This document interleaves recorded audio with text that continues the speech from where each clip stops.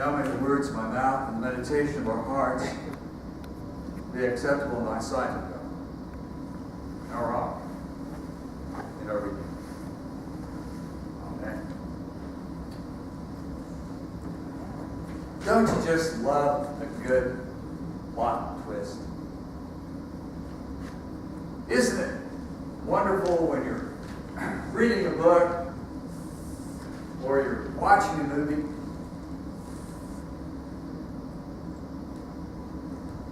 and suddenly there is a change of fortune, a complete reversal of circumstances that you didn't see coming, that you didn't expect? But it's not contrived. I mean, it's something that's real and tangible and fits so perfectly into the whole story, but you just didn't see it coming. Those are the moments that I find just so exciting whenever I'm reading or like I said, when I'm watching a movie. I remember when I was reading the trilogy, The Lord of the Rings, and one of the main characters was killed off pretty early in the book, only to be resurrected later. I don't think I'm probably going to spoil this for anybody. That character was Gandalf, the Grey Wizard. And he comes back as Gandalf the White. And I can remember actually jumping up out of my seat and shouting,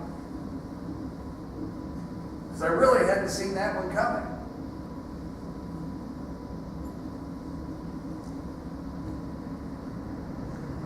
Yeah, plot twists can be really interesting and a lot of fun.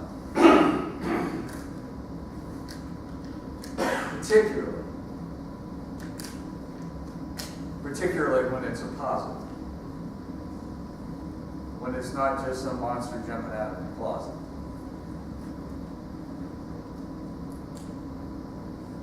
And we have some major plot twists happening right here in this story, in the Gospel of Mark. Here is this woman who has been completely ostracized by society. She couldn't marry. She couldn't have children. She couldn't worship with other people. She couldn't touch anyone. Imagine what that would be like if you were completely cut off from everybody else. Her circumstances were so desperate that she was willing to risk her life on the chance that touching Jesus' garment would heal. You may not realize that, but because she had an issue of blood, which made her ceremonially unclean, for her to touch a rabbi was the equivalent of spiritual adultery. It was spiritual theft. Just her touching him made him ceremonially unclean.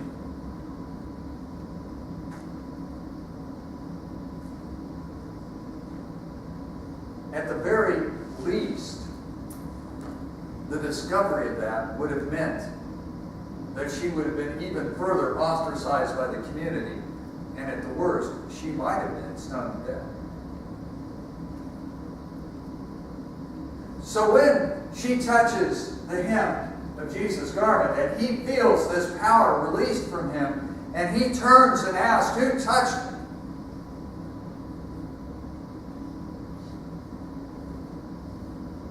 That was no small matter.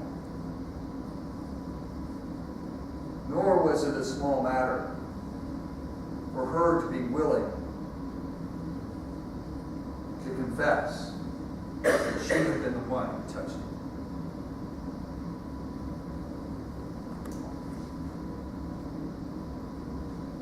There is a phrase in the Greek. It's not clear in English. But the phrase which means to be healed and the phrase which means to be saved are the same phrase. And it gets translated back and forth here several different ways.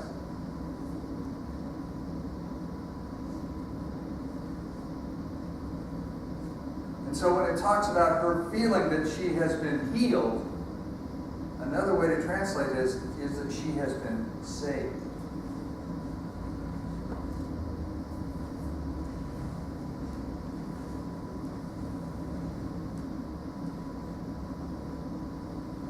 When Jesus responds to the woman,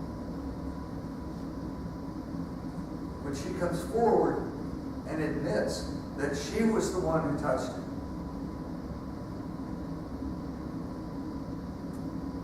he tells her, "Daughter, your faith has saved you, and you are healed." And then he says, "Peace, shalom. Go in peace." What a reversal.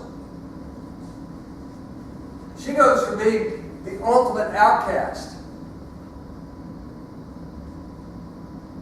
to being called a daughter of Israel. The Son of God calls her daughter.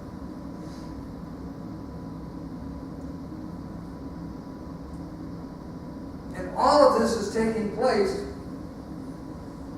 All of this is taking place as Jairus is trying to lead Jesus back to his home so that Jesus can heal his little girl who is seriously sick.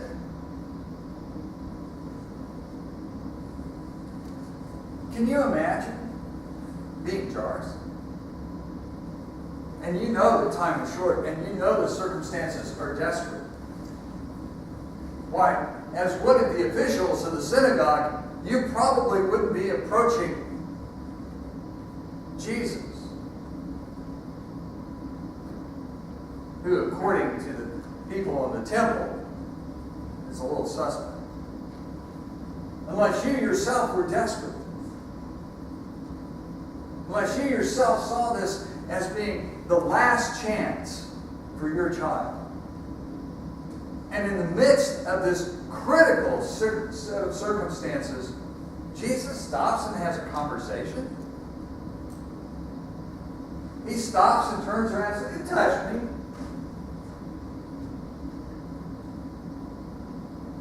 How would you feel if you were Jairus and you were watching Jesus have this conversation with this outcast who had actually stolen some of his spiritual power?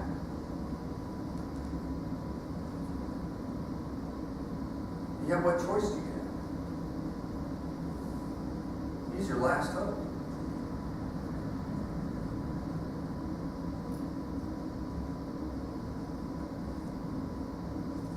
And then just as Jesus finally gets done talking with this woman, here come some of your servants to announce that your daughter has already died. There's no use in having the teacher come home with you.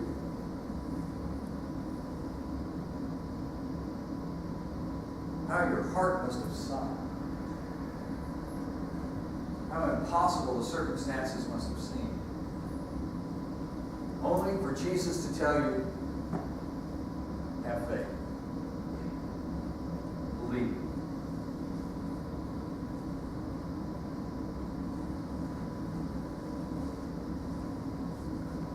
Sometimes things seem impossible, beyond redemption. Josh McDowell had spent his whole ministry and career working with Campus Crusade, was completely estranged from his father, who was a severe alcoholic, and who had been very abusive in a variety of ways towards his son.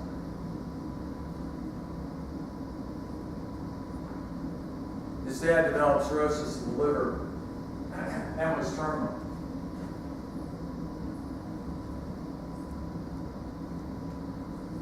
Somehow, through Josh's sharing and through the ministry of others, his dad accepted Christ and was saved.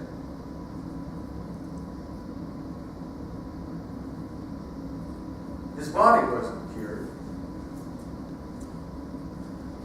and he didn't die. But the relationship between he and his son was healed. And even more importantly, the relationship between this man and his God was healed.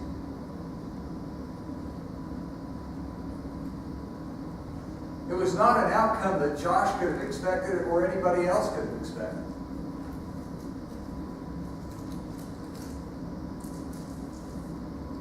That which seemed to be beyond redemption turned out to be a touching reversal.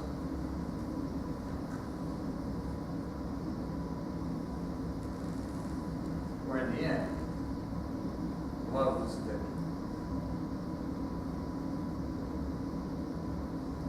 So Jesus gets to the house, and here are all these paid mourners who are doing their thing, weeping and wailing and gnashing of teeth. And basically, Jesus tells them to shut up. But the little girl isn't dead, she's just asleep. Now, these are professionals. They know death when they see it. And they start laughing and making fun of Jesus. So he chases them off, and he takes Peter, James, and John, and Jairus, and his wife into the child's bed. Jesus takes her hand and tells her to get up.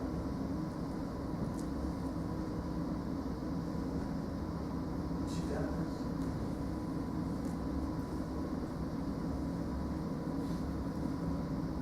Because here's the plot twist.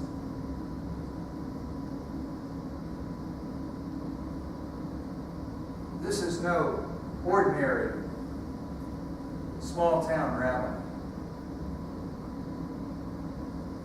This is no pretender to messiahship. This is the pre-existent, eternal Son of God. The Word that was spoken that created the universe.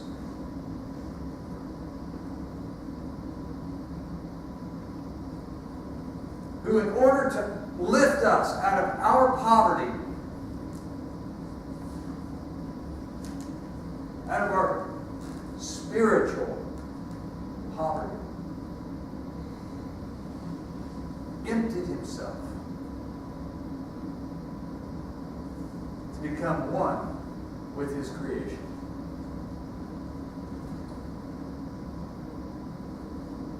Even to the point of dying on the cross, so that the power of life and creation could be reborn in us and in this little child.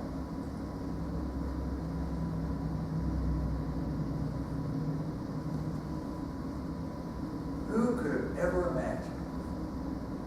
Who could have written this? That the God of creation would so humble himself to heal a broken.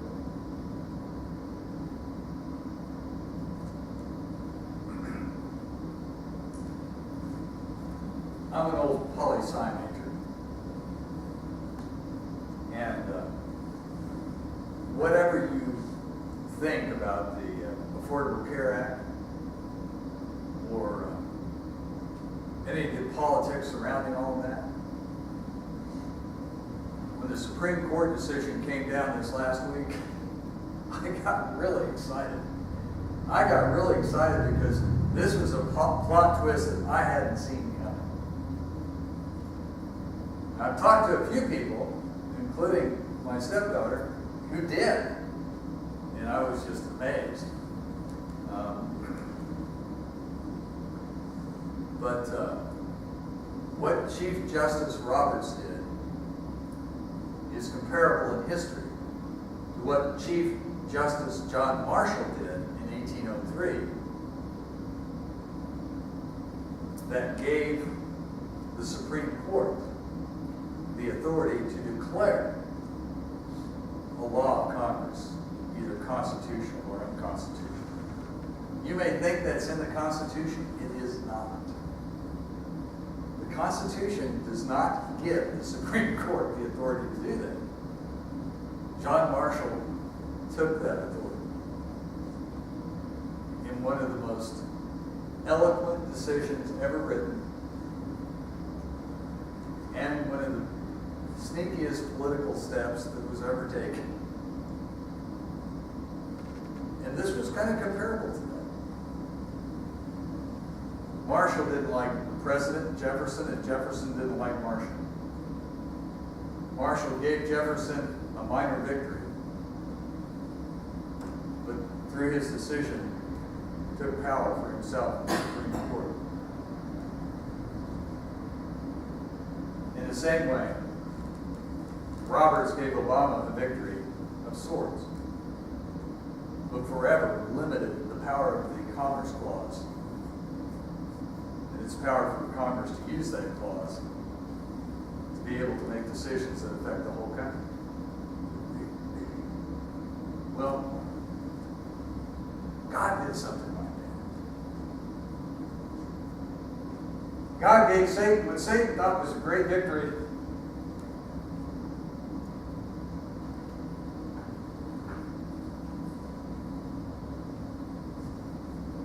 God surrendered his son to a cross.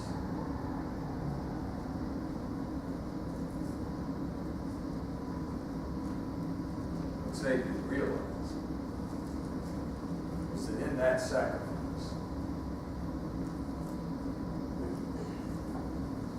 God was seizing the power of love to transform.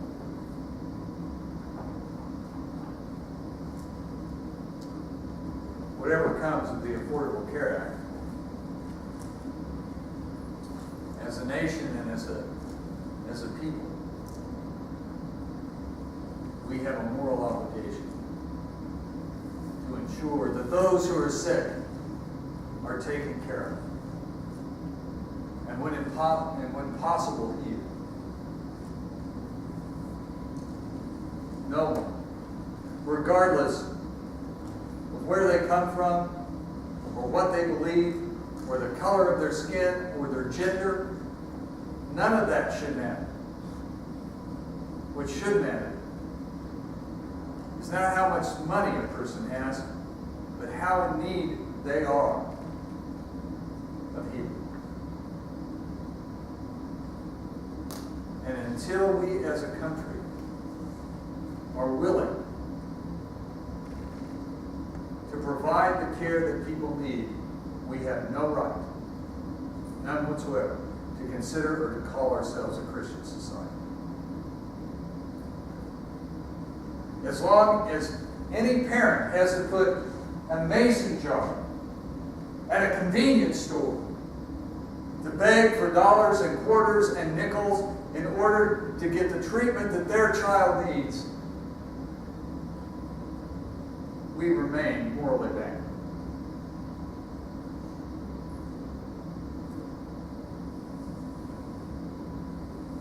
Our Lord and Savior came to bring healing of the soul into a very ill world. And we have an obligation as his followers to ensure that all of those who are hurting and sick, in body and in spirit, receive the care they need. By whatever plot twist we have to have in order to make that a truth in our country, then we need to do it. Just as Jesus wouldn't turn down a leper or a woman with an issue of blood, or even a dead child, so too we need to be there for all of those who are in pain. So,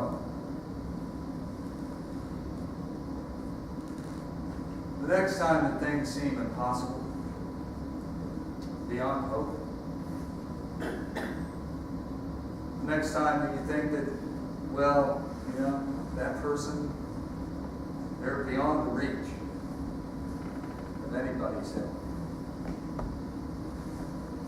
Remember Jairus' daughter. Remember the woman with the issue of blood. And remember the state of our own souls before a caring, loving God made the sacrifice to save us all. In Jesus' name.